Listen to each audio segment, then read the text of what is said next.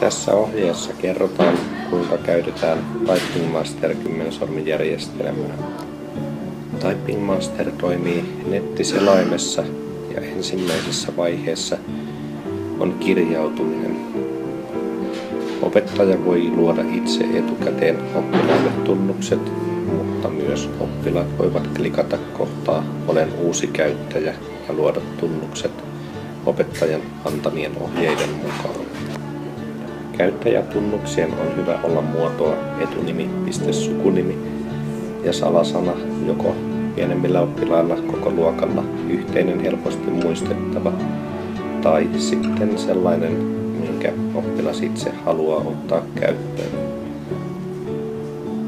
Vain tähdellä merkityt kohdat ovat pakollisia. Mikäli opettaja on luonut ryhmän omalle opetusryhmälleen tai luokalleen, oppilas voi valita kohdasta ryhmä sen kyseisen ryhmän, jonka jälkeen opettajan on helpompi hallinnoida omia oppilaitaan. Kun oppilas on luonut tunnukset, hän pääsee aloittamaan suoraan peruskurssin johdannosta alkaen ja kurssi kerrallaan eteenpäin. Harjoituksia on monenlaisia, monipuolisia ja mukavia. Opettajan roolilla on näkyvissä myös käyttäjän hallintavälilehti.